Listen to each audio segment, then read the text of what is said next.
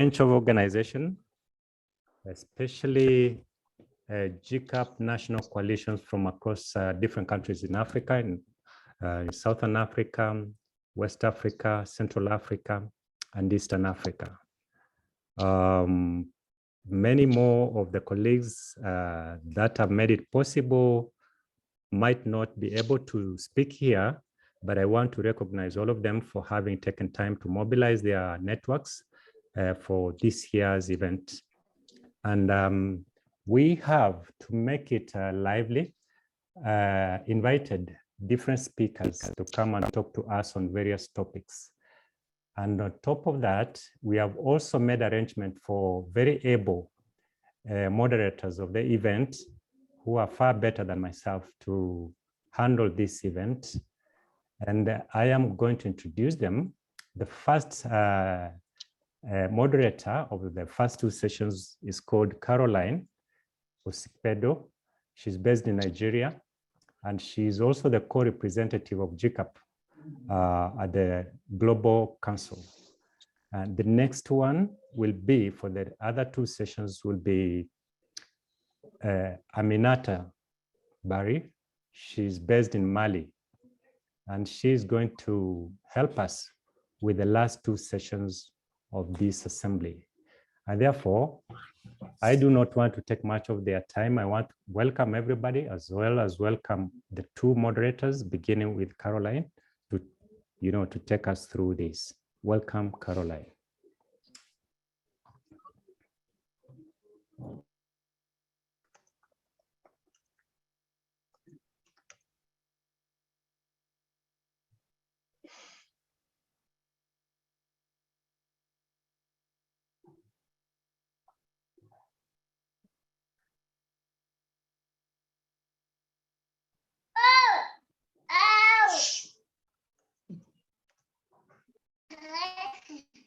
Good afternoon, everyone. Good morning. Good evening. I don't know where you are calling from across the world. You are joining this meeting from across the world. Let me quickly, on behalf of GCAP Africa and GCAP Global Council members, welcome you to this Africa Assembly. So just to give a little bit of background, that since 2019, GCAP has been organizing a now popular platform that provides opportunity to especially the marginalized group in the society to express themselves on a range of development issues affecting them, and particularly the ones that curtail achievement of the development goals, including the SDGs. We are all aware that we are in the Global Week of Action, where world leaders have gathered in New York to discuss the future of our lives. Will civil societies and activists are not relenting in our calls to hold them accountable for their decisions. We're also aware of the fact that the world is going through many challenges that threaten the achievement of many development objectives at all levels, including the SDGs.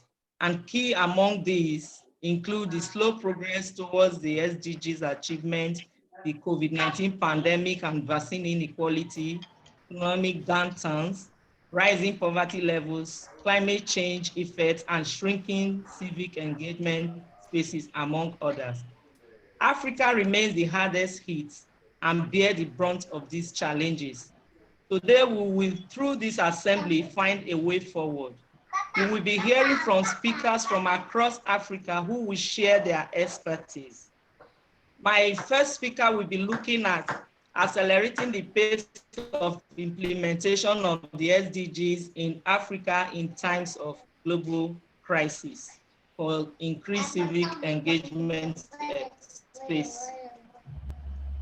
So I would like to introduce the first speaker, Johnson Kanamugire, who is the editorial trainer at Rwanda Journalists for Sustainable Development, a Kigali-based non-governmental educational organization working with young and upcoming journalists. Mr. Kanamugire is a journalist by profession. He is the publisher of Rwanda Post, a digital news platform dedicated to bringing out underreported social, political, and economic issues and events in daily lives of communities in the country and East African region. Au niveau de la CSI, c'est pas resté. Just you have the floor. CSI n'a pas hérité de ça. Donc, pour la CSI, thank you so much, Caroline. Greetings to everyone on this platform.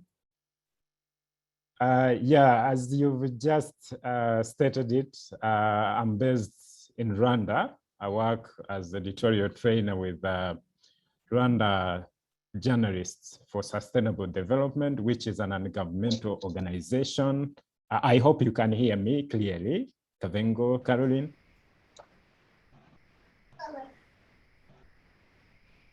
Yes, we can hear you, Johnson, very well. Please. Yeah, thank you so much. So as Caroline has just introduced, we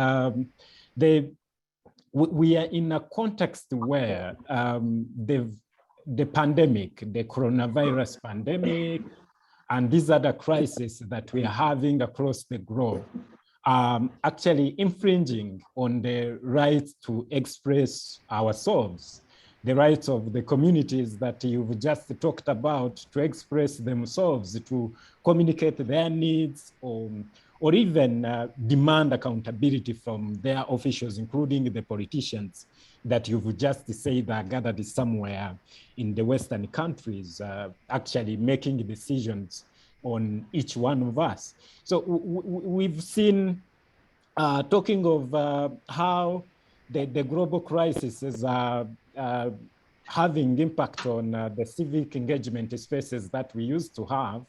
I want to take you through the experience that we've had in Rwanda and East Africa at large. We've had a situation where the virus protocols, all these restrictions that we've had as a result of the pandemic, have halted everything that used to get people together, be it meetings, all these other forums and even avenues that allowed the citizens to directly engage with their officials, even engaging with themselves.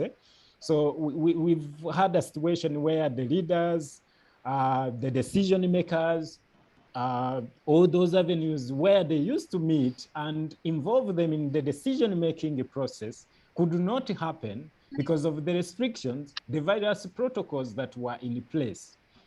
That alone took away all the civic engagement spaces that we are talking about. That is for close to 2 years. Around March 2020, in our region, that's when we started recording a rising number of infections. And meetings could not happen. All of a sudden, people could not meet for any specific purpose. And that includes all the meetings where the leaders used to sit with those that they are supposed to lead. So we've seen key examples here in Rwanda, or even in the wider East African region, where no citizen assemblies were held for close to 2 years. We've got something here we refer to as the community service. It's called Muganda in Rwanda. That's a platform at the end of each month where people meet, do community service here and there. And the end, the leaders and the citizens sit together and then they hear from their concerns. They make these critical decisions about our daily lives and what happens about each and everybody's life. That hasn't happened for close to 2 years. And you would wonder what then went on when it comes to the problems, the citizen problems that these leaders used to attend to. You would then think of a situation where nobody around us could, there's almost everything that came on hold, including some outreach programs, where individual government agencies, members of parliament, senior politicians, including the President of the Republic, would meet the citizens, listen to them, they present their grievances, and then they could be sorted in a day or in a week, or even some would refer to agencies that are supposed to attend to those issues. That hasn't happened for close to 2.5 years because of the pandemic. Then we've also had a terrible situation where the grassroots elections could not happen. They were delayed for 1.5 years. We were supposed to have leaders in positions at grassroots levels. Those positions were around 10,000 positions that were to be filled through elections. So all these didn't happen. I think, should I share the screen? Do we have somebody who can assist me? Avengo? Avengo, please. I was, yeah. Your Highness, maybe you can upload, help him upload his you can now at the bottom of your screen, Johnson, at the bottom of your screen, you can now click share screen, the blue icon, if that works for you. Okay. Yeah, I think that's better than. Okay.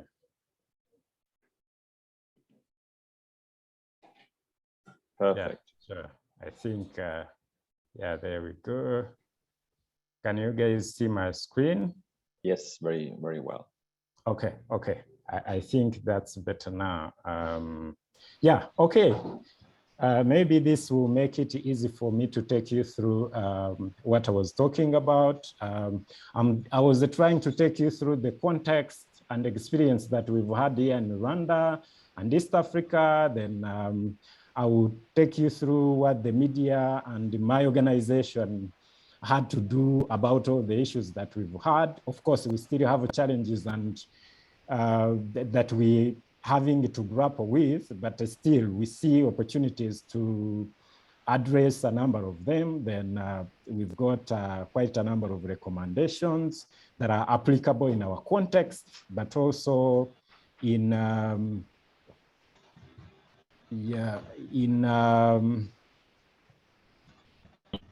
in the wider context, in the region beyond Rwanda.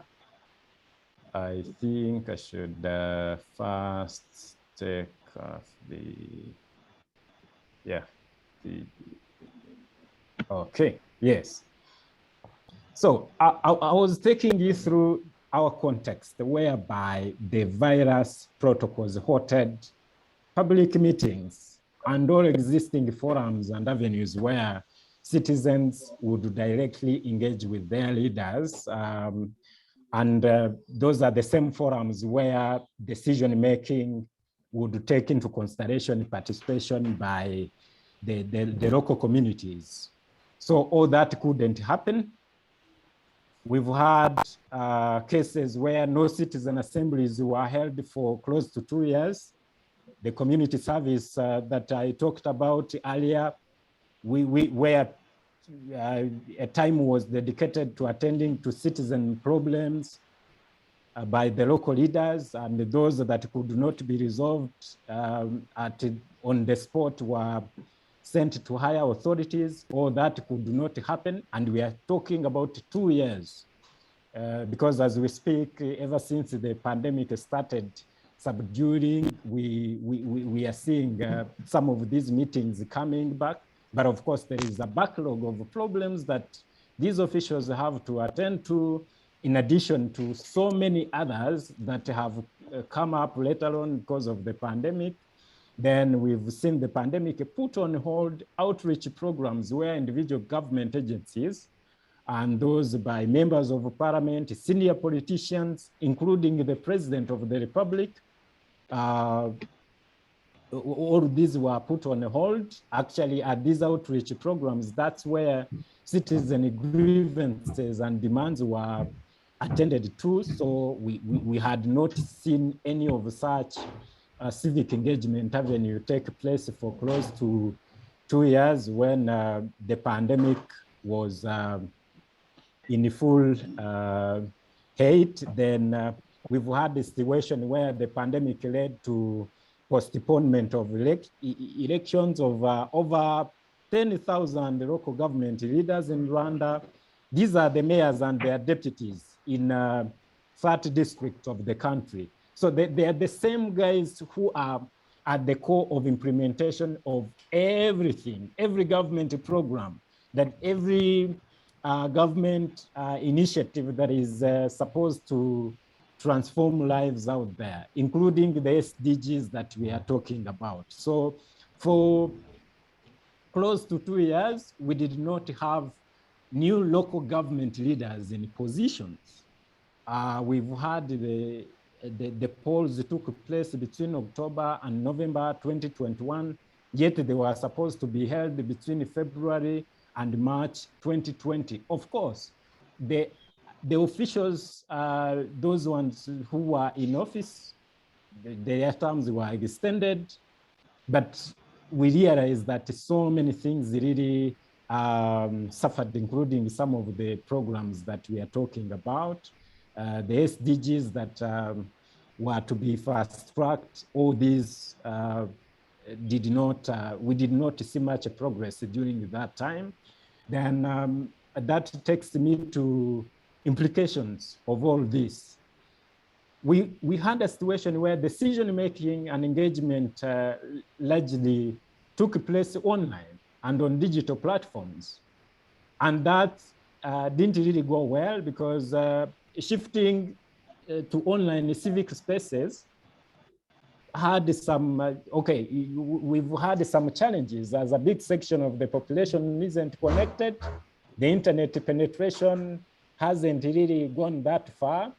And another case is where even the digital device penetration isn't at a level where we would be sure that even these local communities will not be left out. So we have seen another situation where taking a civic space online was marred by information disorder, issues, misinformation, disinformation, or that could not be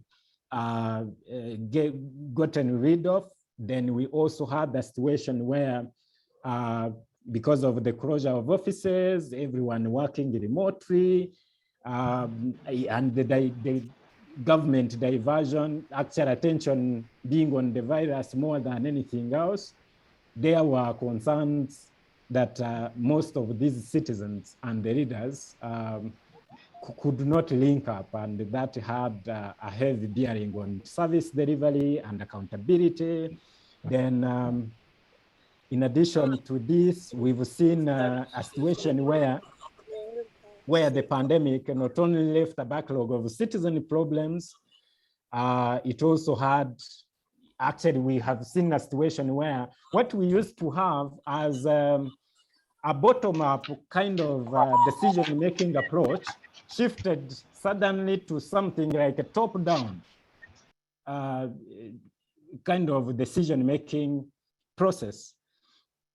And this is the same situation where we had officials coming to the citizens to dictate to them what to do, as opposed to citizens initiating what they need the officials to do for them, because all these forums were halted.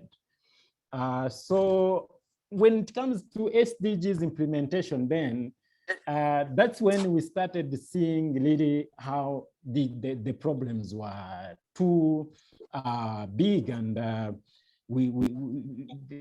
the organizations like the IMF and the World Bank reports in their regular data that they release, they have been indicating that the COVID-19 pandemic has raised unemployment and poverty in Rwanda to actually higher levels than anticipated. And that's about poverty, but we've also had school disruptions close to 3.5 million students could not go to school for close to 2 years.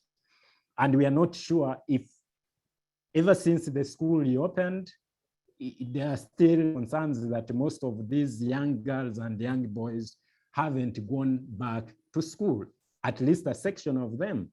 And even for those who went back to school, there's a need to catch up because we've had a situation where, of course, learning shifted online, but bearing in mind that not everyone is connected and not everyone has got that device, there's still a section of our young boys and young girls who are lagging behind much as they went back to school. But analysts are predicting that even the hard-won gains Rwanda made over the past decades in areas such as human capital development could actually be lost or were lost as a result of the pandemic. So that has implementation, that has implication rather on SDGs implementation in general. There are also concerns when it comes to most targets that were set across sectors like economic growth, the economy that was growing almost at double digits, we were registering double digits growth each year, and now that has gone back to the worst situation. We've got sanitation, health, education, all these targets. There are actually concerns that we may not achieve much. There's what was lost, and then there's also the fact that we were lagging behind on most indicators. Analysts here are saying it may also take us to adjust the design of different programs and projects if we are to keep on track. Then there's also the situation as we talk. Yes, we say the pandemic, yeah, we've controlled it and we are back to life as usual, business as usual, but still with the ongoing Russia-Ukraine crisis, the disruption of supply chains, all these other issues around general inflation and food inflation going up each and every day, we are not seeing much happening when it comes to recovery. Yeah, the recovery strategies, plans in place, but still the ongoing, like moving from one crisis, which is of the health pandemic, to another crisis that has to do with the trade and everything, the food supply chains. We are not seeing much happening with regard to recovery and keeping track of what was lost and getting back on track with regard to. Sorry, I can't move. Okay, yeah. Thank you, Johnson. Maybe you should be rounding up. Yes, I'm rounding off very, very fast. So, yeah, having that in mind, this is what the media and RGSD, the Rwanda Journalists for Sustainable Development, the organization that I work for, has been seeing with regard to, because we work with young and upcoming journalists, and these are the same people that are at the center of the civic engagement spaces that we are talking about. So we have realized that during the pandemic, when people needed a credible flow of information, when people needed their voices and needs it transmitted, journalists really found it difficult to operate, and most actually didn't get to these communities that we are talking about. It's only now that we are going out there, and we are not sure that we are keeping track of the SDGs implementation and even monitoring the losses that were made and how much or how many efforts that the leaders will have to deploy so we can get back on track. We've had the threat of misinformation. These are issues that were actually more problematic than even the pandemic. Yeah, we are still haggling with that. Then I also need to jump to what we've been trying to do to ensure that media and the journalists provide platforms to these communities that have been not having a platform to express themselves after 2 years. So I wish to take you quickly to the challenge that we're still having. Okay, one being the lack of skills, the journalists that are not really conversant with all these issues, the SDGs, and being able to interrogate a number of policies and programs that are designed to take us forward. There's also the lack of financial means by the media organizations. Most of them were affected by the pandemic. We've seen newsroom, their teams shrinking, and then there's access to information challenges. Even as we talk of the pandemic having taken us forward, I mean backward, we can't really get to measure or even get information from the teams that are following up on the SDGs to tell us exactly how much loss are we talking about and how much efforts are we having to deploy and how are we going to be able to do that? Because those are information that journalists and media organizations are looking for. Then there are issues around access to information. In that regard, there is also the lack of coordination in terms of SDGs implementation. Yeah, I think rounding off, we will really have to identify areas of framework of collaboration with the various sectors that are into fast-tracking SDGs, so we can be able to, yes, so we can be able to actually channel out content that really keeps, make people keep eyes on these issues on a regular basis. I think in a nutshell, without taking much of the time, this is it. I will be willing to share more on the questions that you may be having. Caroline? Back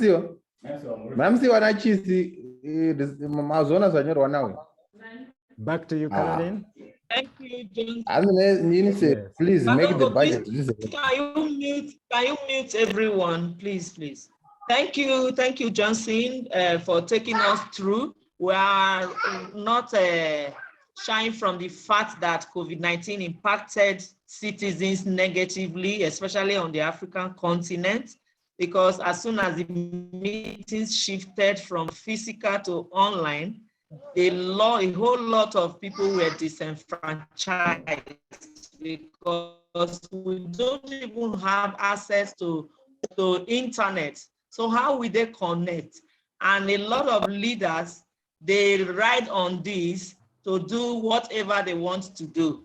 And you took us through this issue, which is a very big challenge on the African. Use the COVID-19 as an excuse, saying they could not organize any election due to physical distancing. We also, people will say, what is the business between Russia crisis and Africa?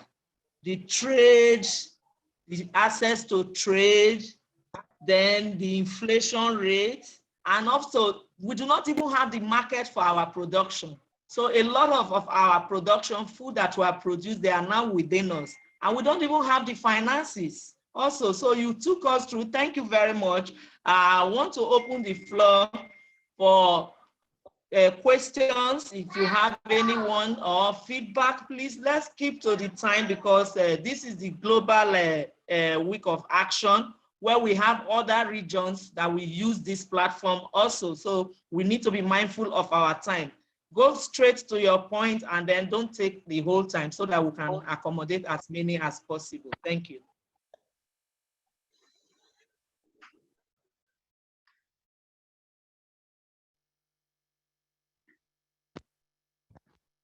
Do we have any hand raised?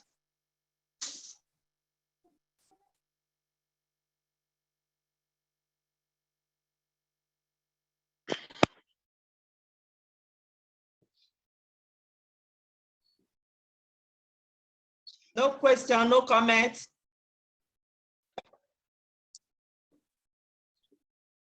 Okay, fine. So we would like to move on. We'll move on to our next speaker.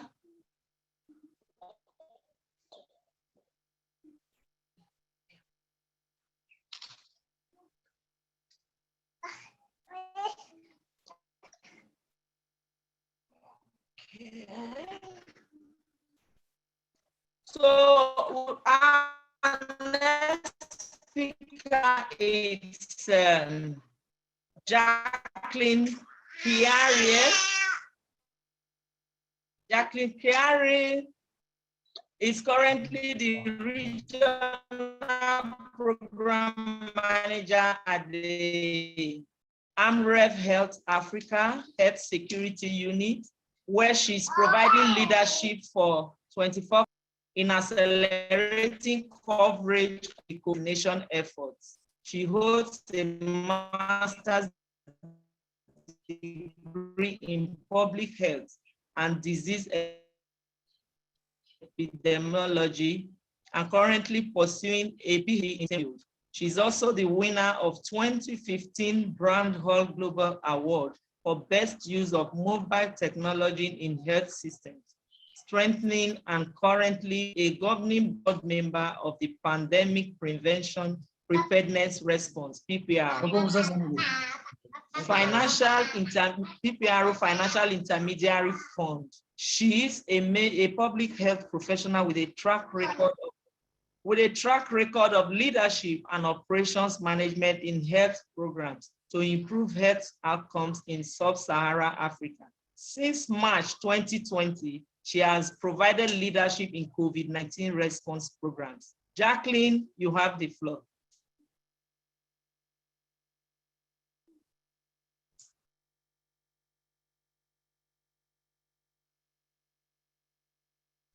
Thank you very much for that introduction, and I want to thank the previous speaker for highlighting some of the challenges we had in the pandemic, responding to COVID, especially in Rwanda, and how that impacted the political choices that were made in that country.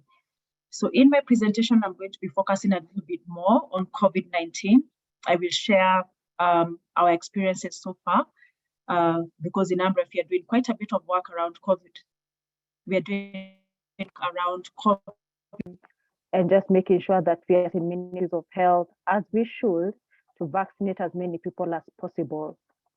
The request that was made was that I focus on that, as well as talk a little bit more on why we need a bit more solidarity on that, because like we all know, we can't do it alone. So allow me to project my screen for that very brief presentation. I see if it's disabled. If the host can allow me to project, then I will continue with my presentation. But in the meantime, I work for AMREF. I don't know how many people have interacted with AMREF in any way. AMREF is one of the health NGOs that we have in the region. Our work cuts across most of sub-Saharan Africa, and we are mainly working with communities. We work with ministries of health because we want to strengthen health systems, especially primary health care, so that we can have lasting change in the region. I want to believe I have the rights now. Okay, still not yet. Or maybe you can project from your end. Do you want to project from your end? Now you should be able to share the screen if you wish. On the bottom, it should be this exactly. Okay, all right, okay.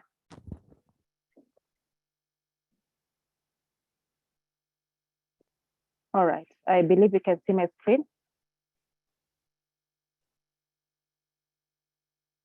So thank you very much for this opportunity. Like mentioned, I'm going to be talking a bit more on COVID-19 and our experiences.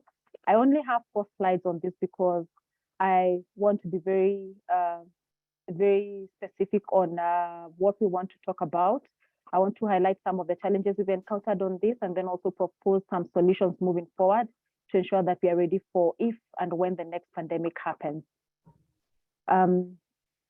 So the first thing that I would like to highlight is the fact that epidemics are here to stay.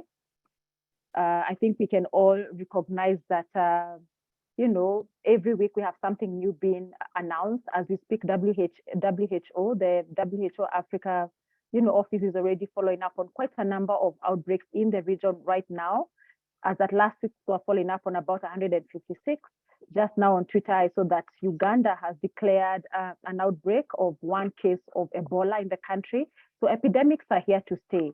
And therefore, what that means is that we need to continuously be prepared for this. We need to look for ways of preventing these outbreaks from happening. We need to have ways of managing these outbreaks when they happen, as well as responding to when they happen.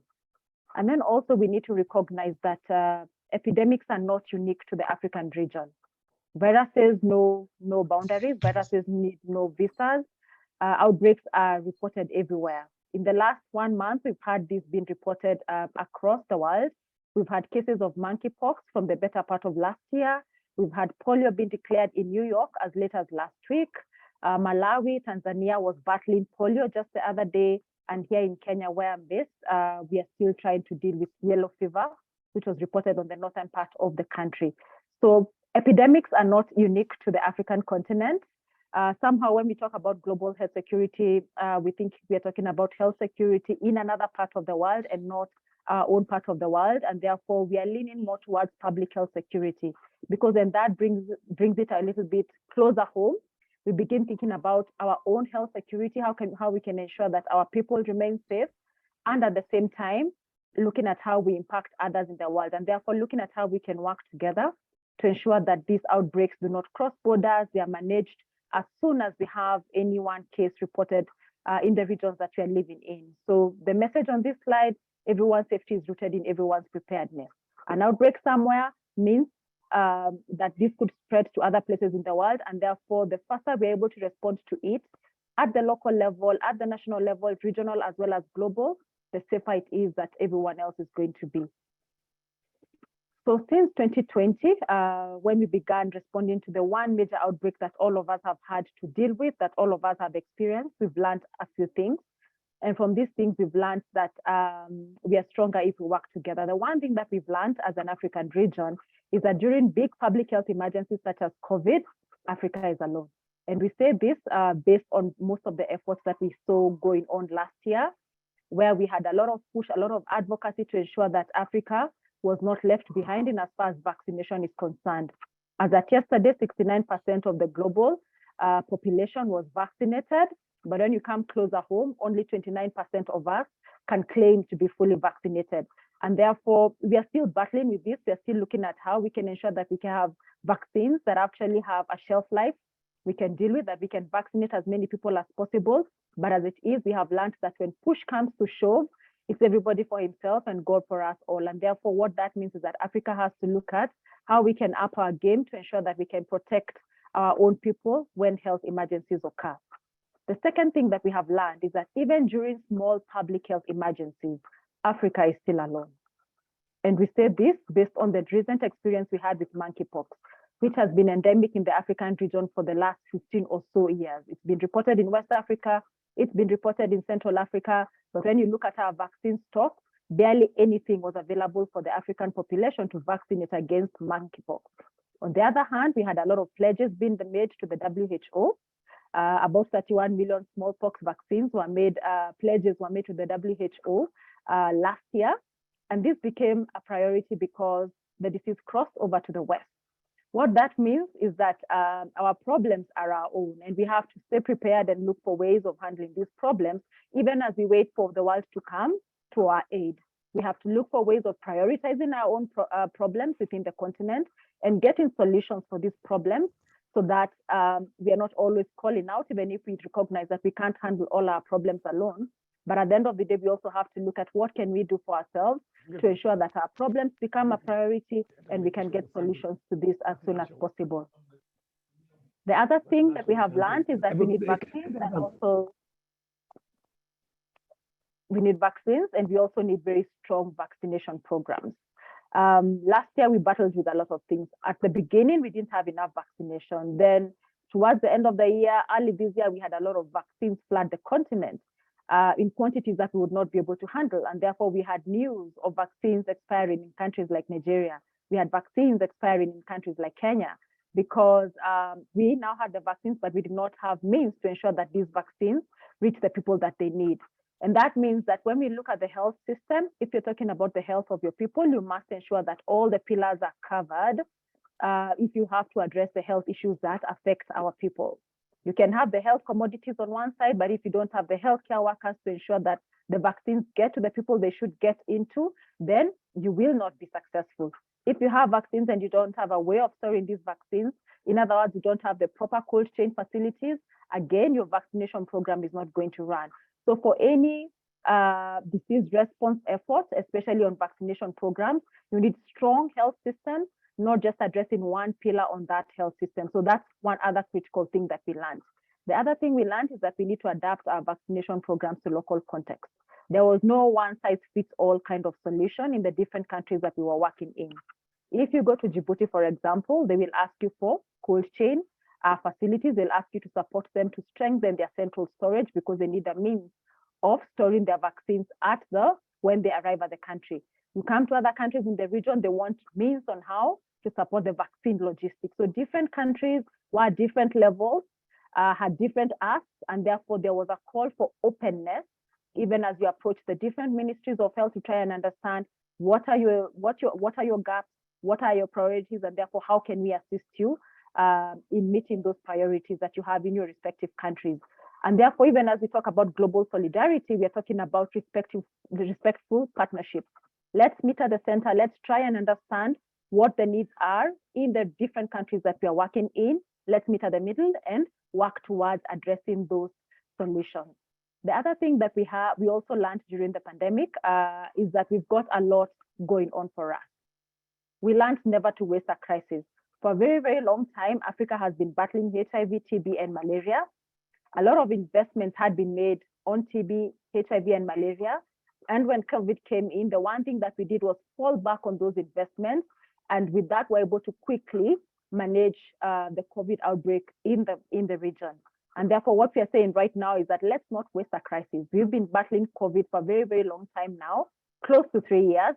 A lot of investments have been made in the different countries that we are working in. If you come to Kenya, for example, when we started off, we only had about 39 labs that were certified to test for COVID-19. This is something that we have since upgraded. The same thing to oxygen ecosystems. And this is something that has happened in many other countries. A lot of countries have invested on their lab capacities, their oxygen ecosystem, their human resource, their community workforce, health workforce, strengthening their capacity to support disease surveillance at the community level. And therefore, the one thing we've learned is never waste a crisis. Let's look at how we can use the investment that has been made right now on COVID in the same way we leverage the investment that was made on global health, on malaria, TB, and HIV to respond to COVID. We are now at a point now where we are saying we've made a lot of investments on COVID. How can we leverage this investment to benefit the other health services that we are trying to tackle as a region? So these are the few things that we have learned. And even as we call for global solidarity, we think that we also have a clear way forward that we can be able to work on. Jacqueline, thank you very much. Sorry to interrupt you. 1 second. Please remember to speak slowly for the interpreters to keep up. Your talk is so interesting and so many interesting facts and figures have been mentioned.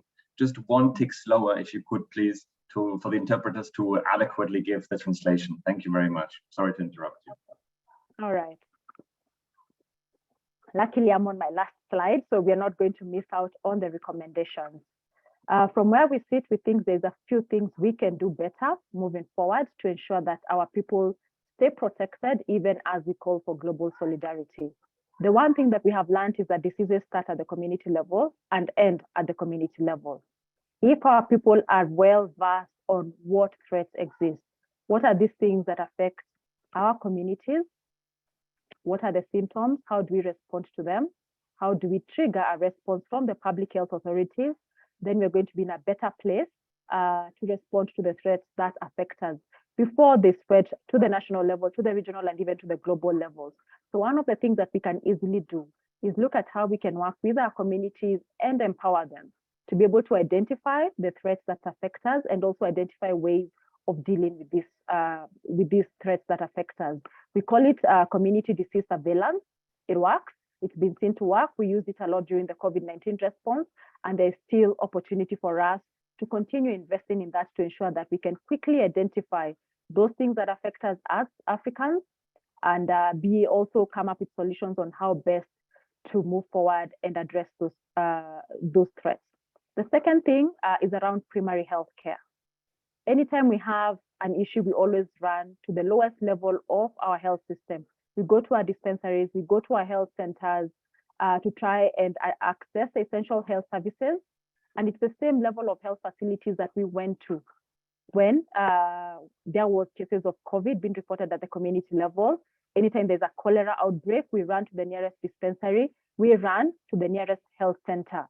And therefore, if we have to strengthen our capacity for health security in the region, then it means we have to start where it matters most.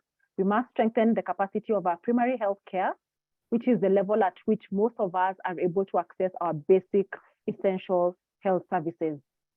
And therefore, I think the call for this team that is here is, even as we advocate, let's call on government to increase the funding that they are providing to health.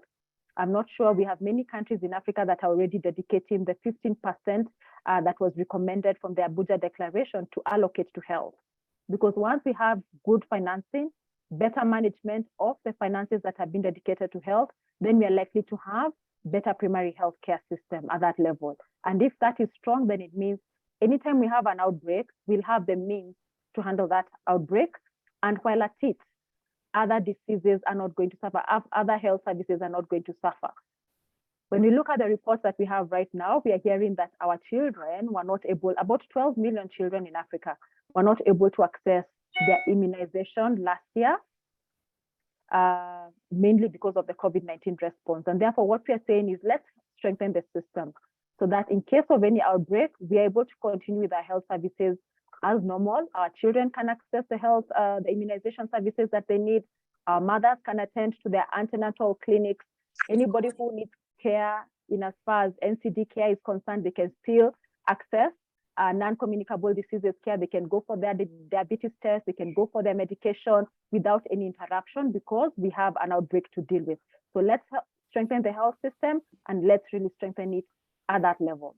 The other thing that we can easily do is build a very strong fit-for-purpose workforce. We learned that without the healthcare workers, we cannot go too far. We need them in everything that we do in the health system. We need them to manage, to provide proper leadership and management, even in planning for the vaccination campaign. We need them to be there to support the vaccine logistics. We need them to be there to literally administer the vaccines that need to be administered in the farthest of places to ensure there's equity in access.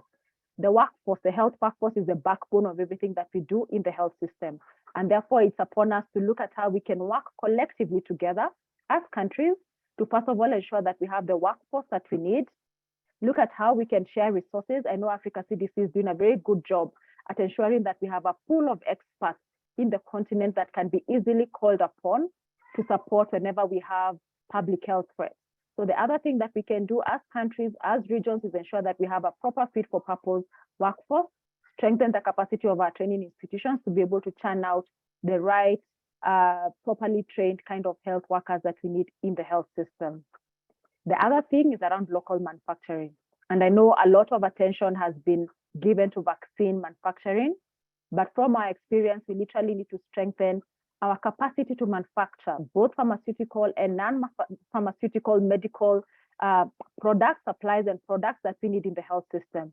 We say this because in many instances, in countries like Kenya, for example, mothers were turned back from the health facilities because they did not have the PPE. They did not have masks when they were going to seek the health services.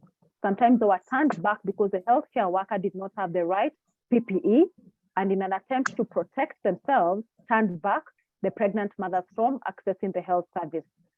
In that case, then we want to push for strong local manufacturing capacity. We want to have the capacity to manufacture all medical products, even things as basic as medical gloves and masks, and the overalls that our healthcare workers wear. Once we are comfortable with that, then we also want to be able to push for vaccines. And in pushing for vaccines, there are so many considerations we want to make. We want to ensure that, for example, when we produce the vaccines, that countries can easily be able to access these vaccines. We want to open the market for every country to be able to procure and access these vaccines. We want to have proper regulation because countries are very careful about what medical products are used in their respective countries. We want to ensure, for example, that if a vaccine is produced in Rwanda, that the Kenyan government is comfortable procuring from Rwanda and authorizing use for that medical product in our country. So we want proper regulation around that. We want a lot of investment around that to even set up the infrastructure for that. We want the right technologies, so a lot of call for technology sharing to ensure that we have the capacity to manufacture the vaccines locally. So generally, we want to say strengthen local manufacturing.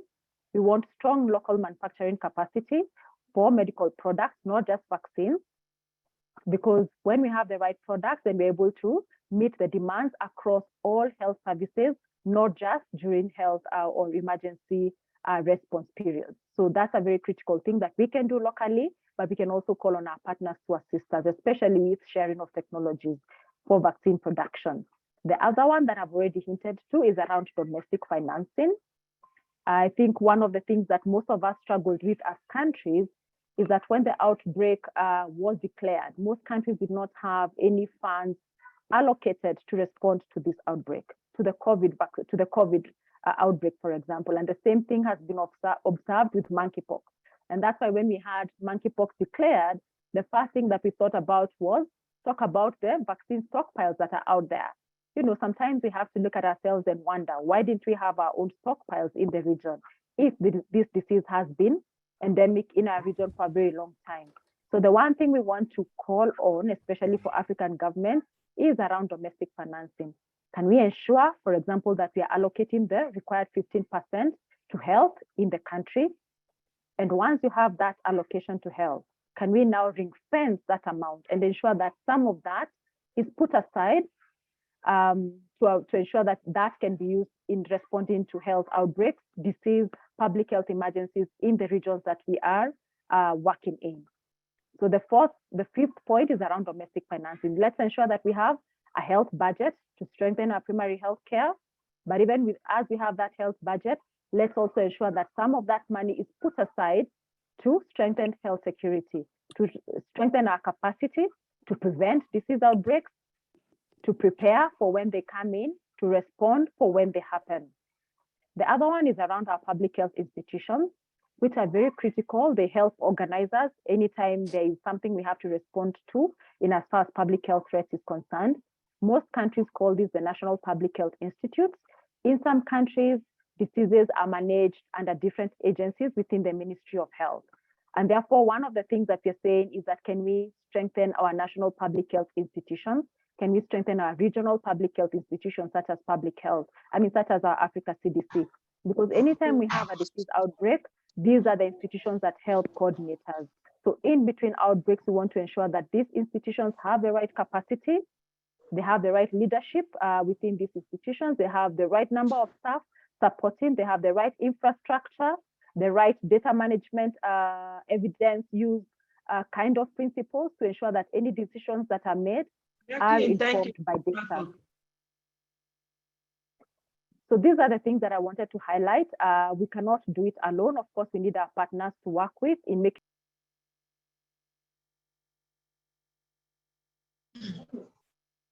Sorry, Jackie, you muted there for 1 second. Just kindly unmute yourself again. Sorry about that. All right. Okay.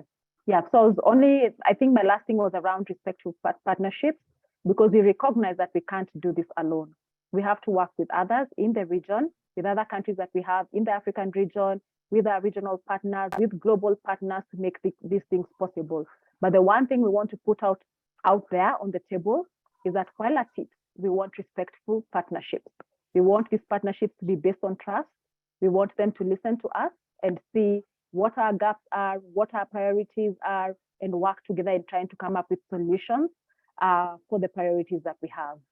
So solutions are not going to come from out there. Solutions are going to come from within the region. And what that means is that we have quite a bit of homework to do to understand the issues that ail us as a region, so that when we sit on that table, then we can sit as equal partners and look at how we can address the gaps that we have in the region. Thank you very much. think that's the last one. Thank you.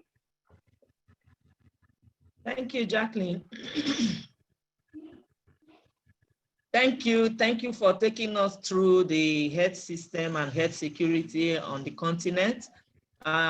We know that the pandemic is something that affected both big and smaller countries. It's a global issue, but Africa was the worst hit. Even though we do not have so many cases in Africa, we were really greatly affected because of the level of our health systems. And you've talked about how there is need for us to strengthen the primary health cares. In several countries, if you see the situation of the primary health cares, you will be amazed. They don't even think about maybe renovation or infrastructure. And then when the pandemic comes, they will be the people that they will still run to. And one thing I want us to look at during this conversation is the brain drain that Africa is currently experiencing due to bad policies on our health workers. A lot of migration. In no time, we will not even have health professionals that will assist us if any pandemic outbreak come again. So please, let's open the floor for comments. We want to get feedbacks from members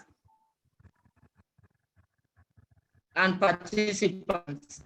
So the floor is open.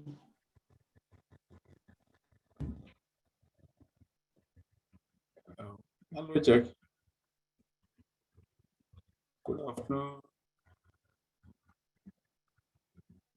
Hello. George, you have the floor. George, you have the floor. Yeah.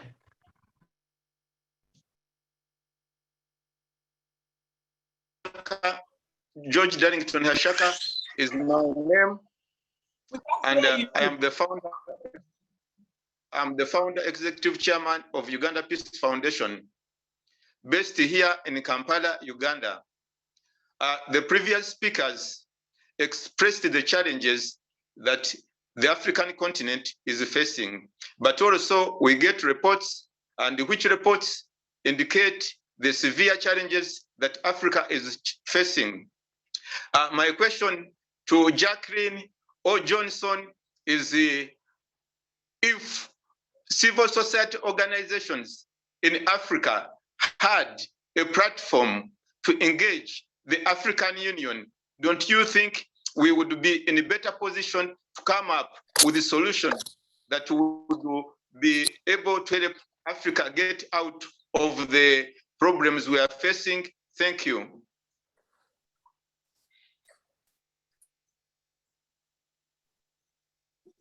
Justice, please take the floor. Thank you so much. Yeah. We'll take the questions and then the speakers will have 2 minutes to respond each. Right. My question is actually directed to Jacqueline.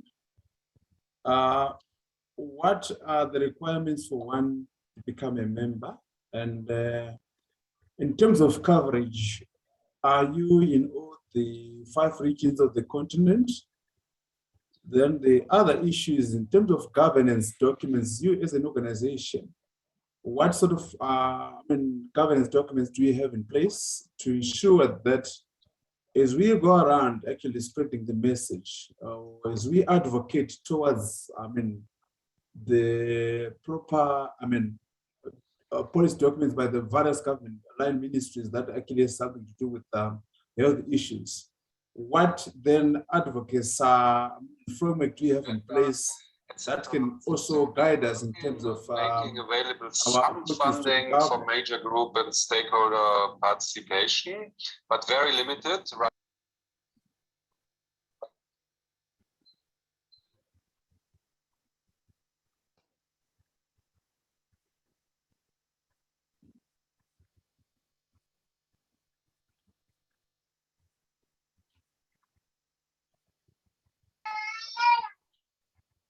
Okay, thank you.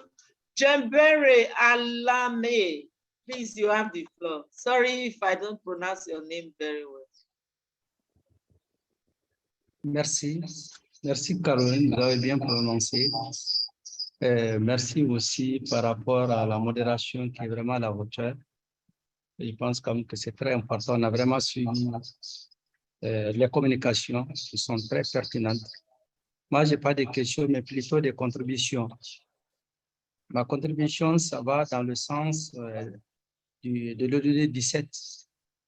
En tant que partenariat mondial, il est important aujourd'hui que pour relever le défi du Covid, que les organisations de la société civile, comme Georges l'a dit, me paraît important qu'on travaille en synergie d'action, qu'on ait une voix commune pour que cette voix soit vraiment puisse porter à un certain niveau, notamment au niveau des Nations Unies, pour qu'ils incorporent les préoccupations des populations africaines qui sont vraiment handicapées par ce fléau.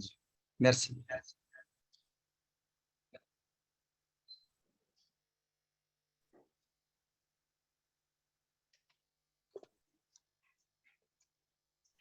Omar? Thank you, my sister Caroline. Je voudrais juste continuer en français pour d'abord, je suis Omar Sow, je suis l'un des co-chairs de GCAP au niveau global. Et je félicite les panélistes de leur brillante exposé. Et je voudrais axer mon intervention sur 2 points. Le premier point, c'est l'Afrique n'a que 29% de personnes vaccinées. Et avec ce peu que nous avons, on n'arrive même pas à vacciner tout le monde.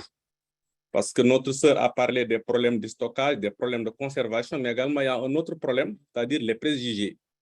Donc il va falloir aussi mettre dans le combat pour déconstruire ces préjugés-là pour permettre à ces citoyens qui sont souvent dans des coins reculés de pouvoir bénéficier de ces vaccins.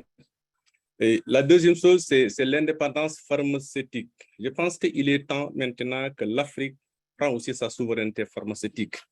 On ne peut pas continuer quand même à attendre toujours de l'extérieur la fabrication de vaccins pour en réalité prendre en charge nos communautés. C'est ça en réalité pour moi l'élément essentiel du plaidoyer qui doit se formaliser à tous les niveaux avec tous les acteurs, toutes les parties prenantes pour effectivement renverser la donne. Voilà donc les quelques éléments que je voudrais verser dans le panier de la discussion. Merci.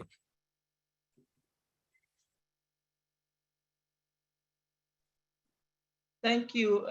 Johnson, would you want to respond? Yes. Thank you. Thank you so much, Caroline, and thanks everyone for the questions and the suggestions. If I had George talking earlier on whether there are ways civil society organizations, organizations like the African Union can work together to actually tackle a number of issues in line with SDGs implementation. I hope I did capture the question very well, but my take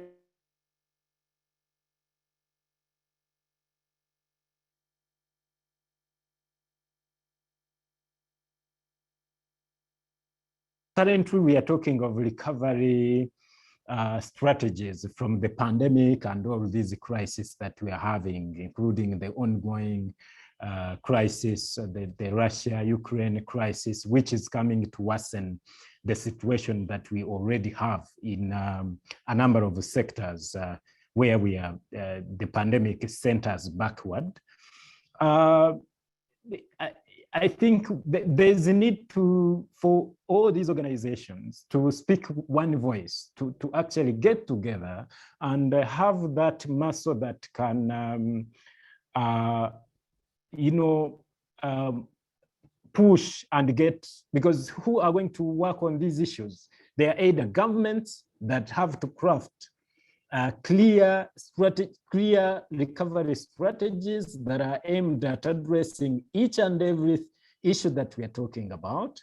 And that has to happen to be reflected in their resource prioritization. When you look at the budgets that they are most of governments on the African continent are making each and every year. How are they really paying attention to these issues? And that's where we need the civil society organizations.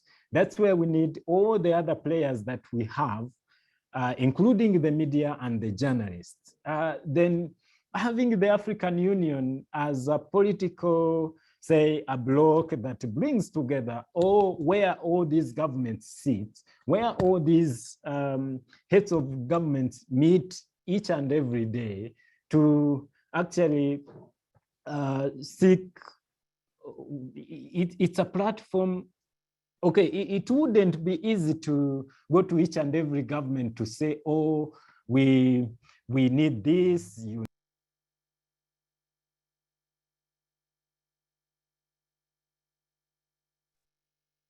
Sorry, Johnson, please unmute yourself again. You have been muted accidentally. Please go ahead. Sorry again. I hope you can hear me. And you have 1 minute. Yes. Thank you. Yes, please. So what I was trying to say is that these civil society organizations, the media organizations, all these voices that the discussions that we are having here, and all the discussions that we've been having around these issues and how they should be tackled, we need to get together, speak one voice, such that we have that muscle that will push. And where shall we push? That at the level of individual governments, but of course at the African Union, which is a platform where all our governments meet. So from there, going down, I'm sure our voice can be heard if we are saying we need clear strategies that address each and every issue that we are talking about. The recovery strategies need to reflect ways that each and every aspect of these SDGs will be tackled. The budget that are being crafted each and every year, we need to see how these issues are being given priority. And all this, I'm sure from that continental platform, going down to individual government, our voice can be heard, and that then goes to monitoring how that happens, and even letting these people know that this is what their governments need them to do. This is what governments are committing to do for them, and this is what's going wrong and what's going right. So these people can start demanding what individual governments have pledged to do for their own people. So I think it's critical that we get together. Doing it individually, at times it won't work very properly. So it all comes down to speaking one voice. Thank you. Thank you. Thank you so much, Jacqueline. So sorry, could you please stay to 2 minutes? Thank you. We're eating into another session. All right. Quickly, George, I would have to check. I think you bring out a very valid point. Does the African Union have any platform to engage CSOs? There needs to be one, because every other mechanism, when you think about the Global Fund, we now have the Pandemic Preparedness and Response FIF, the Financial Intermediary Fund. They all have a seat for the CSOs because they recognize that the voice of the CSO is very important. So that's a very valid point you bring out. And we will use whatever channels we have to check if indeed we have a seat for the CSO. And if we don't, then we are going to advocate to ensure that this is provided, because it's very critical given the amount of resources that have been committed by governments and the kind of issues that we have. We must have a voice where, a space where we can raise these issues. The second one, I think, is around, are we in all regions? I believe you're talking about AMREF. We are mainly in Eastern and Southern Africa, and we also have a West African office that takes care of the French West Africa offices. But for the COVID-19 response, most of our work with Africa CDC has been on the Eastern and Southern Africa region. For the guiding documents, most of the time we work with the ministry for guidance. So we work a lot with their documents. We do have a few advocacy position statements on our website. So feel free to go to the AMREF website and you'll see our position on most of the issues that affect us. Mr. Lamir talked about the need for one voice. I agree with you. That's the only way we are going to be heard, and therefore looking for ways where we can work together to ensure that we have good CSO representation is critical. The platforms exist for this, and we want to ensure that we are speaking, we are supporting these platforms to voice our needs to be heard at the highest level. Mr. Omar, thank you for reminding us on equity. We need to ensure that the vaccines reach everybody who needs to be reached. We are trying to use innovative methods here in AMREF. We are working with our partners to ensure that whatever approaches we use, ensure that the vaccine can go to the last mile or the first mile, like we want to refer to it now, to ensure that it can reach everybody that needs to be reached. And also thank you for reminding us that we don't have to wait for help. I want to agree with you, and I want to really remind all of us in the room, because I think this is an issue that affects all of us. Sometimes when we come together, we can be able to come up with solutions to our problems. Sometimes we have the capacity to address these solutions, so we do not always have to wait until, we have help from outside. So let's look at what we have within our capacity and try and get solutions that can help us move forward as a continent. Thank you. Thank you so much. Thank you, everyone. We are about rounding up this session. Please permit me to invite the GCAP Global Council Co-Chair, Mr. Umar So, to give his remarks that he was unable to give initially. Thank you.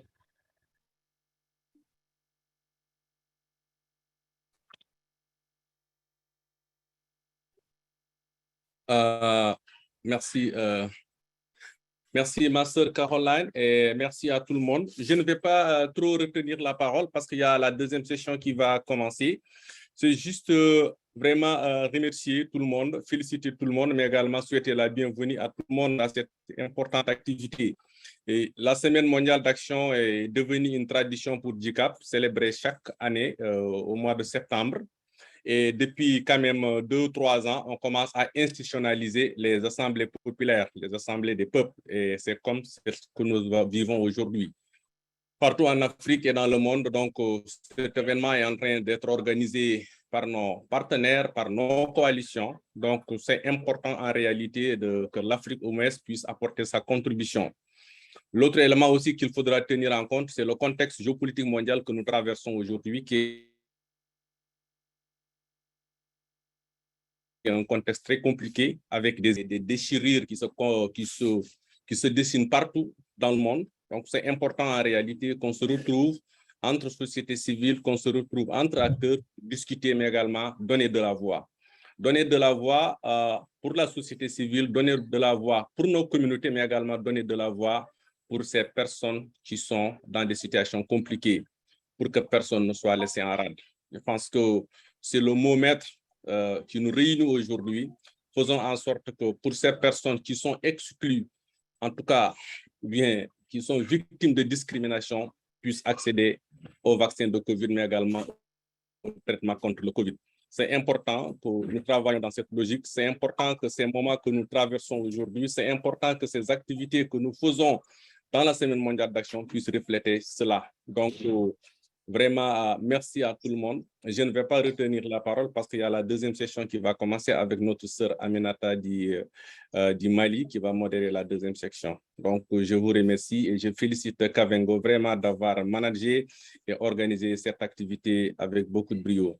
Je remercie également tous les panélistes qui ont accepté vraiment de donner de leur temps pour venir partager avec nous les expériences qu'ils ont. Merci à tout le monde et la discussion se continue. Thank you so much. Donc, bonjour. C'est Kavendo qui prend la parole, mais je continue. Je continue, Aminata, vas-y. Donc, merci bien, Marceau. Merci à tous les participants et participantes. Et merci aux organisateurs. Donc, nous allons commencer la deuxième séance. Et c'est vrai qu'il y a une partie, nous sommes un peu en retard sur le programme, mais néanmoins, nous allons commencer avec d'abord monsieur Olimbié Idogu, qui est directeur exécutif du climat au niveau du Nigeria. C'est un grand champion, un grand leader qui travaille sur les changements climatiques.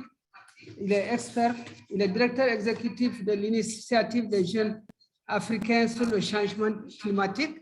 Il est aussi directeur de l'initiative internationale de développement sur le changement climatique. Donc, il fait toujours, pendant tout ce temps, il est très engagé sur cela. Donc, il va nous parler d'un sujet très important, les catastrophes liées au changement climatique et justice pour les communautés pauvres. Vous savez qu'aujourd'hui, le climat mondial est en train de changer en raison des activités humaines d'une manière, mais aussi d'autres activités partout, et la vie sur la planète est menacée.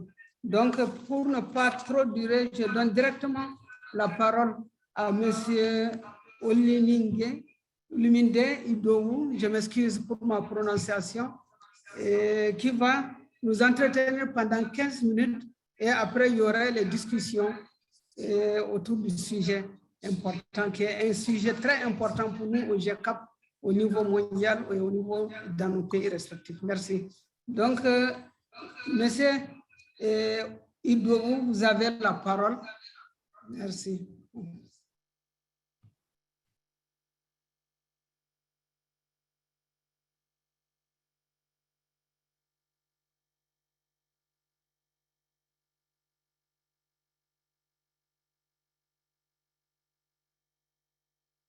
Est-ce que vous êtes là?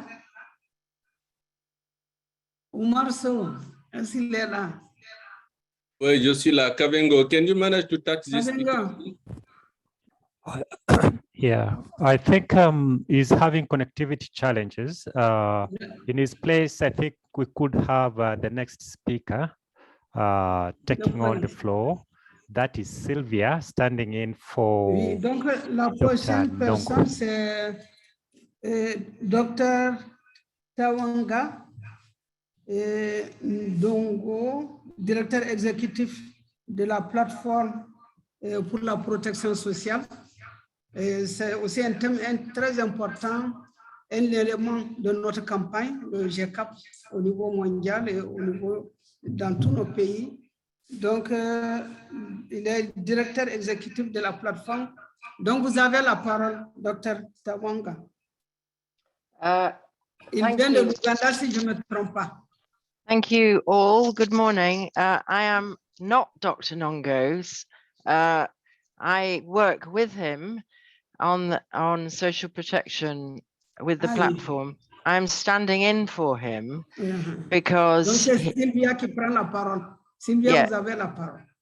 Thank you. Can you hear me, everyone? Can you hear me? Hello? Oui, moi quand j'entends, vous pouvez vous présenter un tout petit peu.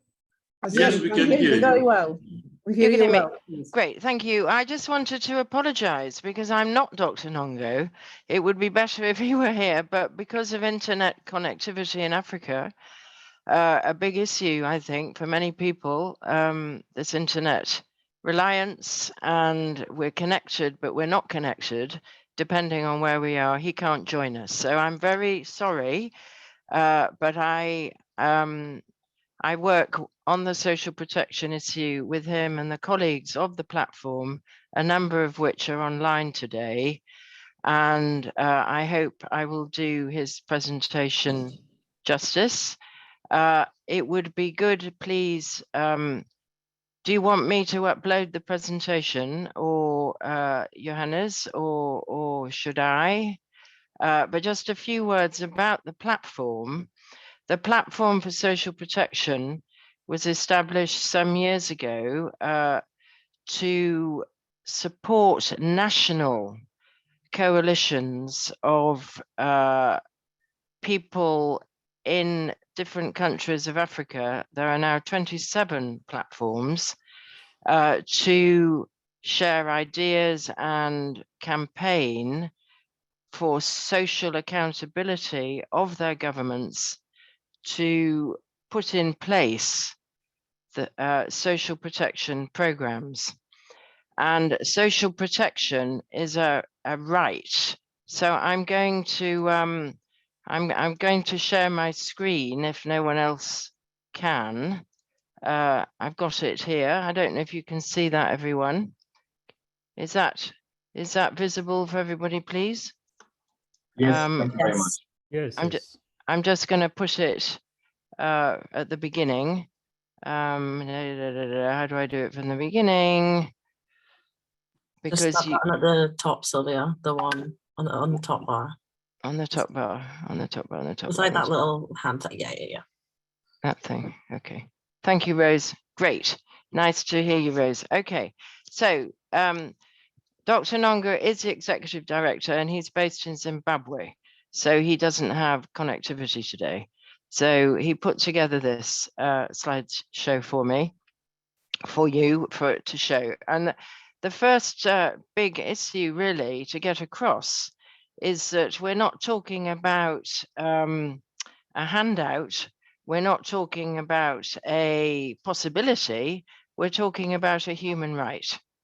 And we may not believe that human rights can work, but actually the UN Charter is based on the principles of human rights. So social protection is mentioned as a clear right in the Universal Declaration, and it establishes the right of every person to social security and an adequate standard of living. And this has been enshrined in many UN protocols and charters.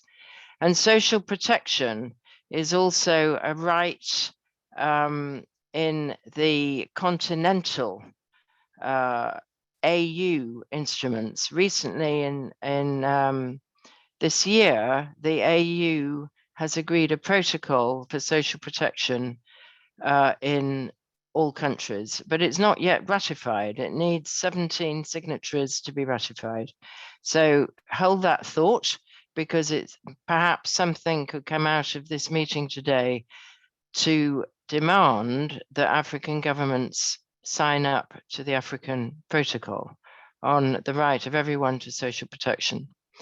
And the AU and its partners across Africa have been working to raise awareness and knowledge about social protection, not only as a right, but as an important mechanism to fight poverty. And when we're talking about social protection, I also want to raise the importance of the social protection floor, which Africa interprets as a minimum package.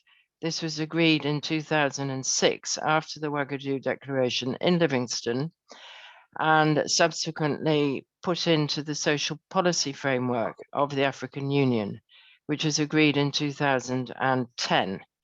And the minimum package is for access to health. We've heard very well just now about the importance of this, and the access to income in childhood, maternity, times of unemployment, times of disability, and in old age. So that's a minimum package, and every single country of the world should have this. Africa has the lowest rate of the minimum package across the world. In fact, it's Lesotho who has who spends the most. But they differ, these programs, in size and scope. And often they're sort of pushed around by donors' preference, who say, oh, well, do it for children, or do it for people who have HIV, and do it, you know, they sort of follow what they're doing, rather than understanding that the minimum package is for a package. And if you support old people, you support children. If you support children, you support old people, for example. And people with disabilities and those who are unemployed are particular groups who miss out hugely on social protection programs. So it's encouraging that many national instruments are defining social protection as a right. In 2010, only 4 countries had a strategy on social protection. This has risen to over 30 now, and many countries have social protection in their constitutions. However, what are they doing? When COVID happened, if governments had a framework on social protection, they could scale it up. But often they didn't have a legal basis, and often they didn't have finance, secured finance. So as COVID has waned from the public eye, governments are redoing their budgets and often not including enough support for social protection. So these are real problems. They've understood the need for social protection. They know it's a right, but they don't put it in their system. So a very clear demand of the Africa platform, and hopefully all of you, is that social protection has to be visible. And we, who are those supported by social protection, have to know what's going on. So we have to seek accountability from our government about what is happening. And we need to know that the budgets are for the minimum package, at least. We need to know that this is enshrined in the Constitution, and that there are sort of legal arrangements in the Constitution and in the laws that do not limit the scope of social protection. They should be universal. It shouldn't just be means tested for those who are almost at the point of death. It should be for everybody. And the other issue really is that for you to consider, everyone, is that there are a lot of different programs, you know, and they sit in different ministries. They might sit in the Ministry for the Elderly, or the Ministry for the Disabled, or the Ministry of Women, and they're not joined up. So joined up thinking is very important. Also, having good registration, who should be and who should not be on a list. In fact, everybody should be on a list of some sort, and we shouldn't discriminate because people are not on a list.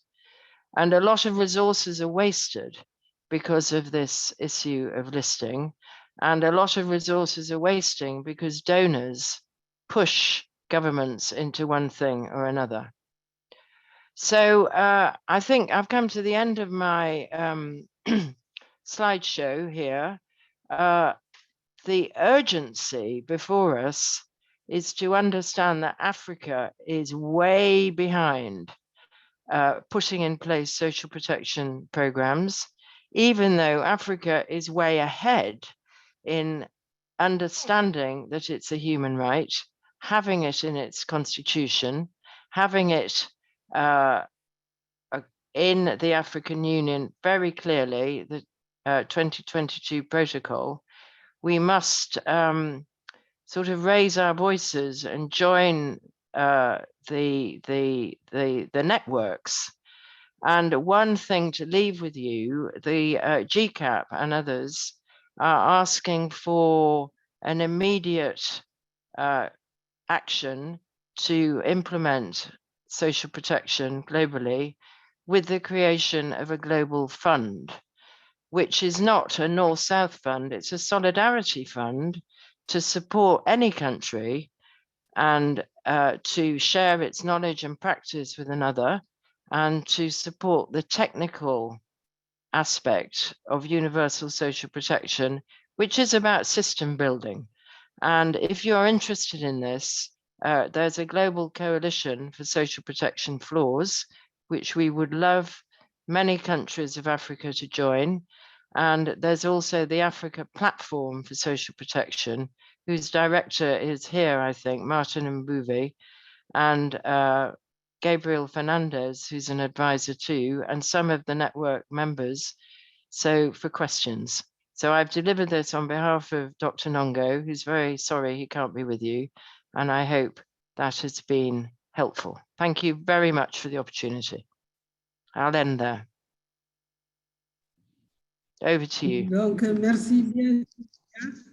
Merci bien, Sylvia, pour votre présentation. Est-ce que Dr. Mongo est là? I don't think he can join, Chair. I think he is. He's not. Merci he pour can't get cette on. présentation sur la protection sociale. Vous venez de dire qu'il y a plusieurs plateformes sur la protection sociale. Et aussi, la protection sociale, c'est un droit. C'est un droit qui est déjà accepté par nos États au niveau international. Et dans certains pays, ça est dans les constitutions, il y a des lois. Mais néanmoins, il faut que nous continuions à veiller sur cela. Au niveau des budgets, qu'on voit, est-ce qu'il y a des budgets qui prennent en compte réellement les questions de protection sociale? Il ne faut pas les mettre seulement dans les politiques, mais ne pas les mettre en œuvre, ça c'est un problème. Mais aussi, il faut que nous suivons au niveau des revues, les politiques, les constitutions, les lois qui n'ont pas tenu compte, qu'on essaie de faire la pression pour qu'ils intègrent les questions de protection sociale et les budgets aussi. Donc, merci bien Sylvia. Nous allons donner la parole aux participants pour poser des questions. Merci pour vous êtes vraiment dans le temps. Il nous reste 5 minutes, mais c'est bon. On va rattraper le temps de la journée. Donc, la parole est à tous les participants et participantes qui veulent poser des questions ou bien donner des contributions. Merci. J'ai levé la main. Madame Aminata Barry. Allô? Allô? Vous pouvez parler, oui. Amadou Diouf. Voilà. Merci beaucoup, Madame Aminata Barry. C'est un plaisir que de vous entendre à travers ce mécanisme de communication. Et simplement dire que je soutiens très fortement la position de Sylvia quant à la mise en place au niveau mondial d'un fonds pour la protection sociale. Cette fois-ci, il ne s'agit pas d'un fonds pour le socle de protection sociale, mais un fonds pour la promotion de la protection sociale. Évidemment, c'est un fonds qui devrait donner une priorité aux pays en développement. Pour revenir sur la présentation de Sylvia, j'ai travaillé pendant 5 ans en collaboration avec la plateforme du Dr Dongo et je comprends bien cette philosophie qui se dégage au regard du caractère de droit de la protection sociale, que je soutiens. C'est un droit. Par contre, maintenant, ce qui est important ici, c'est qu'aujourd'hui, en Afrique, il se développe dans plusieurs pays des stratégies nationales de protection sociale. Ces stratégies nationales de protection sociale sont le plus souvent parrainées par la Banque mondiale. Maintenant, la différence entre les pays ne se situe pas quant à la possibilité de travailler sur une stratégie nationale de protection sociale, mais plutôt sur les différents filets de protection sociale au niveau des pays. Et c'est ce qui indique de la typologie des systèmes de protection sociale. Dans certains pays, c'est carrément dédié aux gens faibles, aux groupes vulnérables. Dans d'autres pays, ce n'est pas le cas. L'autre aspect qu'il faut souligner, dans d'autres pays africains, il y a, moi je suis sénégalais, je comprends bien pour avoir été impliqué à plusieurs reprises dans la stratégie nationale de protection sociale de notre pays et au niveau de certains pays de la sous-région parce que travaillant à travers des collaborations avec d'autres organisations. Mais ce qui reste clair, c'est qu'aujourd'hui, la protection sociale devient un élément essentiel de la politique sociale de tous les pays de l'Afrique de l'Ouest. Maintenant, il y a des degrés différents dans le cadre de la mobilisation de ressources. Et là, la Banque mondiale intervient, plus maintenant les fonds propres au niveau national qui viennent du budget de l'État. Donc, je crois qu'il y a un pas en avant qui a été fait. L'autre élément et le dernier, c'est que le socle de protection sociale est un instrument extrêmement important qui est mis à la disposition des organisations de travailleurs par le Bureau international du travail. Il importe de travailler maintenant dans le cadre d'une fédération entre les organisations syndicales, donc les organisations de travailleurs, et les autres composantes de la société civile en vue de pouvoir améliorer cette mobilisation vers la dotation de fonds beaucoup plus consistants en matière de protection sociale au regard du caractère de nos économies. C'est ce que je voulais dire et féliciter cette initiative. Je ne suis pas un membre de JICAP, mais j'ai été intéressé parce que je suis membre de la coalition globale sur le socle de protection sociale. Et c'est pour cela que effectivement je suis là et je comprends bien le sens de ce qui a été dit.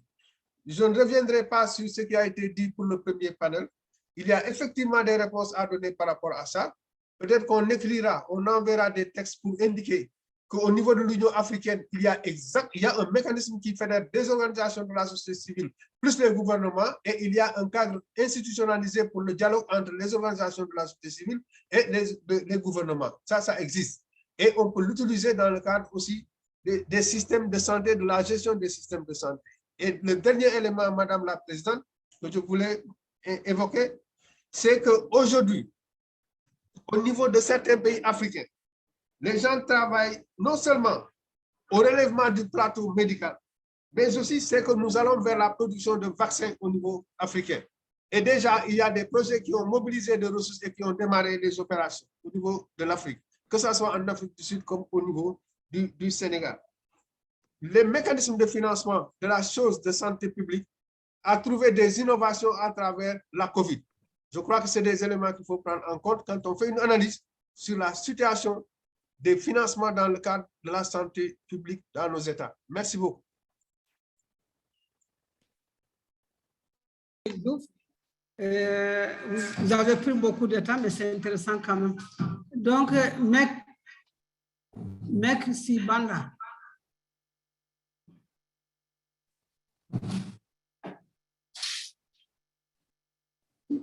Oui, vous avez la parole. For this opportunity. I'm happy to hear that Africa actually understands very well the issue of social protection.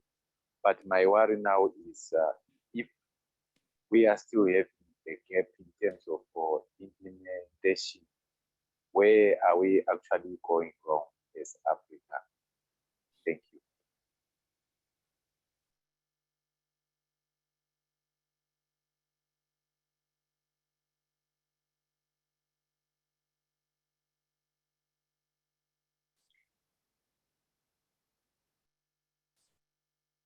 Chair. Hello. Hello. Hello.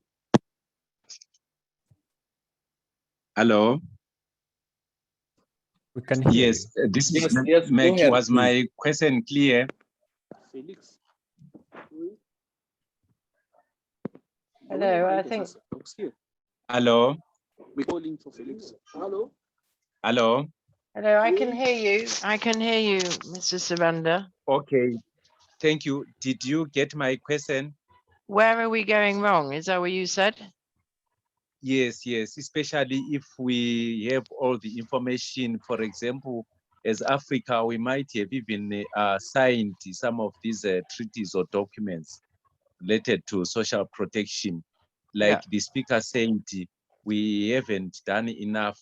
So I'm asking, where are we going wrong, or where are we missing it as Africa? Well, I can give you a couple of ideas following on from the very interesting speaker before and what we know. There are a number of lots of different programs across Africa, but they don't necessarily join up.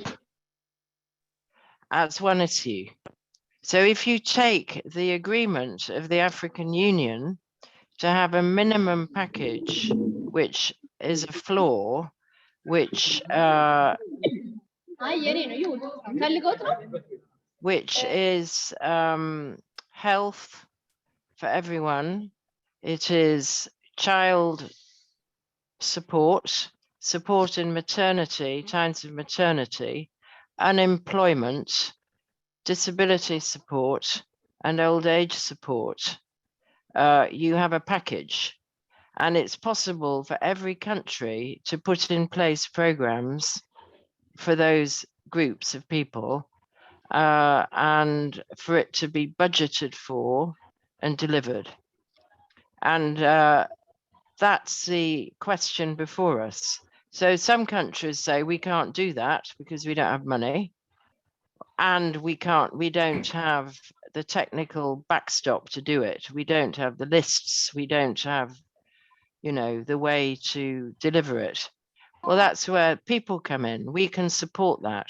One, by insisting that it happens, and secondly, by holding the government to account by asking for information about what they're doing, and thirdly, by ensuring that the government signs up to the African Protocol and has it in the constitution and also has a policy.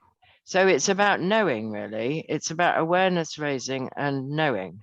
And as for the Global Fund, well, some countries in the North say, oh, we can't have that. We can't have another Global Fund because it's about supporting the South. Well, the South can insist on having it, but it can also support. South Africa has quite a good system. It's good to look at that one. Lesotho has a good system. Botswana has a good system. Rwanda has a system of sorts. So it's about understanding what these systems are.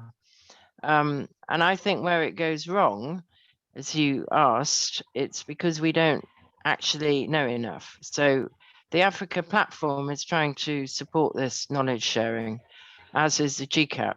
So if we could join together with this and support the Global Coalition for Social Protection Floors, we would make more progress, I think. I hope that's useful as a response. Okay, thank you. Thank you. Welcome.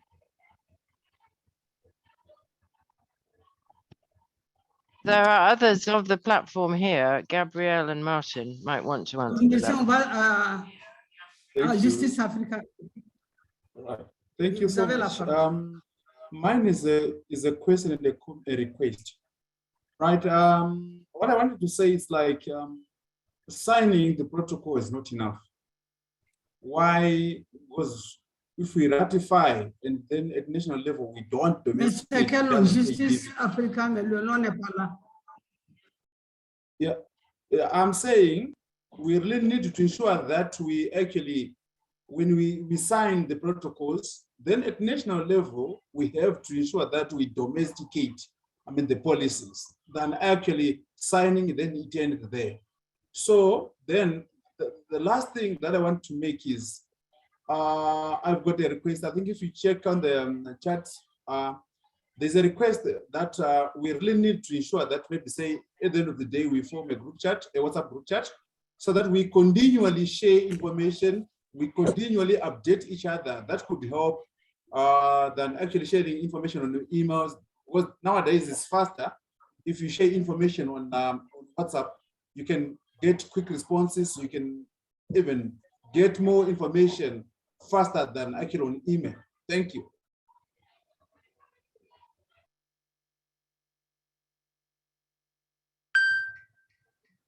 Donc, merci Sylvia. La deuxième personne est Justice Africa que je vois ici.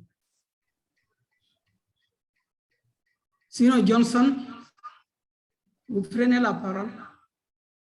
Yes. Thank you so much. So the previous speaker actually tackled what I wanted to highlight, which is, countries ratifying the protocol is one thing, because there's a number of protocols that a number of countries were supposed to ratify, but later on we see issues when it comes to implementation.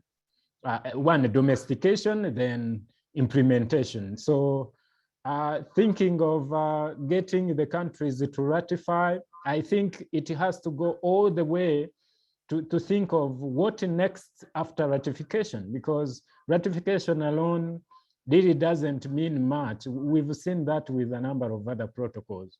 Yeah, I think I wanted to add that. Thank you.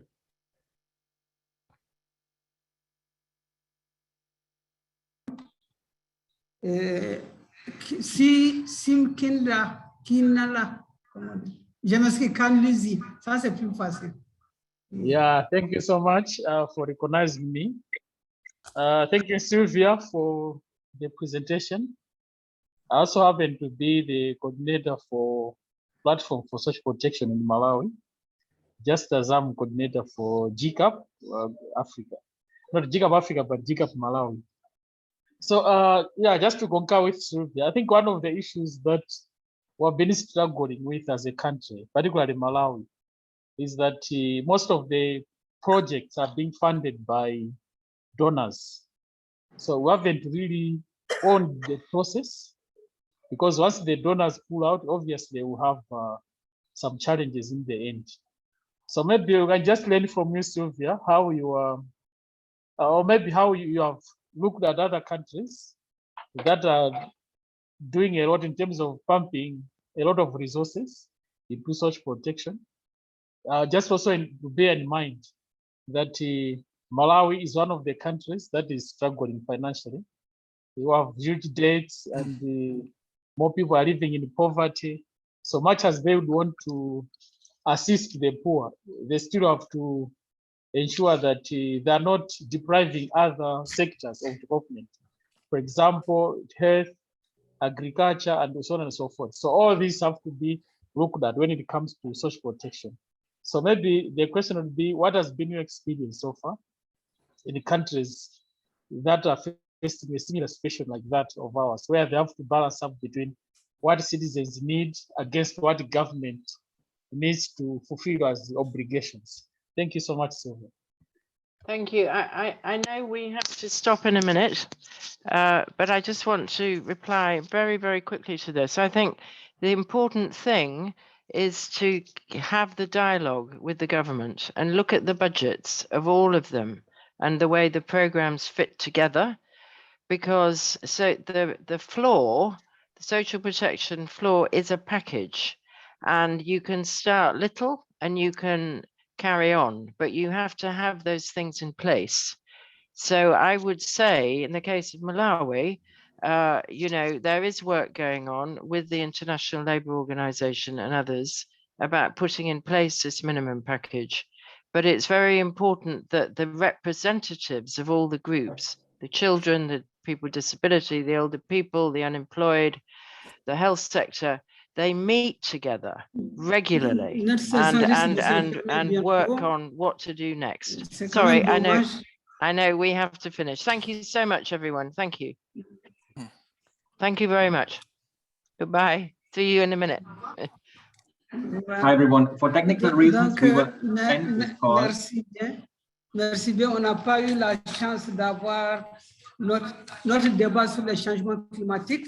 Mais je pense que le changement climatique, c'est très important. Nous devons continuer à nous lutter pour qu'il y ait une responsabilisation de la pollution et pour que aussi les questions de marginalisation, que tout le monde soit protégé, parce qu'au niveau de les changements climatiques ont des impacts sur les plus pauvres.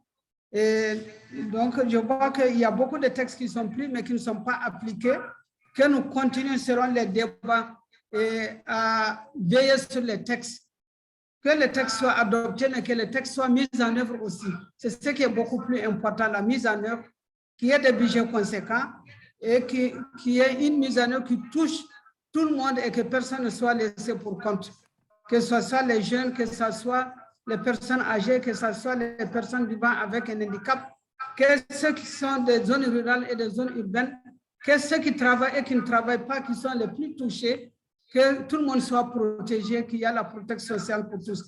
Et que nous formons un mouvement global, qu'il y ait un forum global pour que nous puissions approfondir nos réflexions. Et donc, nous remercions Sylvain, nous remercions le docteur qui n'est pas pu être là avec nous. Et nous remercions tout le monde, tous les participants. Et Caroline, nous allons conclure, mais qu'est-ce qu'on va faire, Oumar? Parce que je vois que le temps est là. Il faut courir après le temps. Sinon, ceux qui ont leur Zoom, ils ne vont pas nous laisser. C'est que même si Olimbe n'est pas là, nous sommes tous engagés pour qu'il y ait une justice climatique, surtout pour les communautés les plus pauvres. Et dans notre déclaration, nous l'avons dit, nous allons diffuser notre déclaration et pour qu'il y ait beaucoup plus d'adhésion. Les questions d'inondation, les questions d'agriculture, les agriculteurs qui souffrent, et les défis sont énormes. Merci. Je vois que on va nous arrêter. Ingo, merci. On vous donne la parole. Merci, merci beaucoup, Aminata. C'était très bien. C'était vraiment une bonne session. Thank you, everybody. We need to end now because we are going to start plenary. So please stay in. I think we will have a little music and we will start then in about 2 minutes. We will actually end the call. We have our statement. Pancho, we will not end the call. We continue the call. We can't take the statement. No, we have to end now. But we will continue. The call will go on. So. Okay. Ingo. Yeah. Caroline peut faire une dernière intervention en 3 minutes, comme ça on va clôturer la réunion. No, I'm sorry, it's too late now.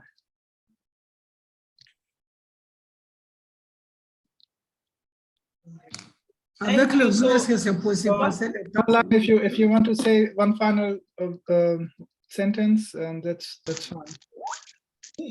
Okay, I wanted actually to present the statements by the national coalitions, and so maybe 3 minutes we would have read, but otherwise we'll just go quickly to the conclusion part of it. I will just try my best, please. So a call to action, accelerate the pace towards achieving the SDGs, addressed to the United Nations, African Union, the governments of all countries. We, the civil society organizations from across Africa, community groups representing the youth, women, persons with disabilities, ethnic minorities, economic disadvantaged groups, as well as individual participants from across the world, and who identify with the cause for social and economic justice and the value of achievement of the sustainable development in Africa. Note with concern about the deteriorating life conditions of the poor and vulnerable groups of people in Africa, occasioned by a range of human factors which continue to create barriers to the realization of development goals, like the SDGs and freedoms and rights of people. We are alarmed by the following specific challenges. 1, slow progress towards SDGs achievements. 2, COVID-19 pandemic and vaccine inequality. We note with alarm that so far only 20%, according to the World Health Organization, of African population of more than 1.3 billion people is fully vaccinated from the deadly virus, compared to the global average of above 62%. 3, persistent insecurity and poor governance. We are concerned that out of the 32 countries in the world currently experiencing armed violence and sustained conflict, 16 are in Africa, and the effects of which are monumental, including needless loss of human lives and displacement of millions of people from their homes. We call on African governments, the African Union and the United Nations and other international stakeholders to come together and address the root causes of many of these conflicts, as most of them stem from well-known causes and vested interests, including social exclusion, undemocratic governance, corruption, illegal scramble for natural resources, the nature of which in many cases extends beyond the control of the countries caught up in the conflict. 4, worsening poverty levels, inequality, and exclusion. We note with disappointment that the 27 countries worldwide currently ranked by World Bank as low-income economies, indicating that they are very poorest countries in the world. 23 are located in Africa, specifically in the sub-Saharan Africa, where hundreds of millions of people are living in abject poverty of less than $1.9 per day. Sovereign debt. We note with grave concern the growing trend of many governments of African countries of contracting increasingly unsustainable foreign debts through opaque means, while using key national and public assets as collaterals to secure their public loans. 6, climate change and disasters and justice for poor communities. We agree with climate scientists' continuous empirical assertions and warnings that the global climate is changing due to human activity and in a manner that threatens the existence of all forms of life on the planet, including human life. 7, shrinking civic engagement spaces. We are concerned by the many civic engagement spaces issues relating to threats to liberties, freedoms, and rights to association of an assembly in many African countries, and which affects genuine and constructive activities of many civil society organizations. We are concerned by the increasingly shrinking space characterized by violations of these rights, harassment, and enactment of repressive laws with unclear, overbearing, overstepping, or outright brutality by state security agencies in some African countries under the pretext of maintaining law and order. We therefore urge African governments to align legislative frameworks, policy, and practice to constitutional provisions that guarantee civic and political rights. We condemn the increased cases of state-sponsored harassment and abuse targeting civil society, religious organizations, student leaders, and human rights defenders, especially during election campaigns on the continent. This was signed by 18 GCAP coalitions, including GCAP Global. Thank you. Thank you very much, Caroline. I think that was really important to hear. We will also share this declaration from the African Assembly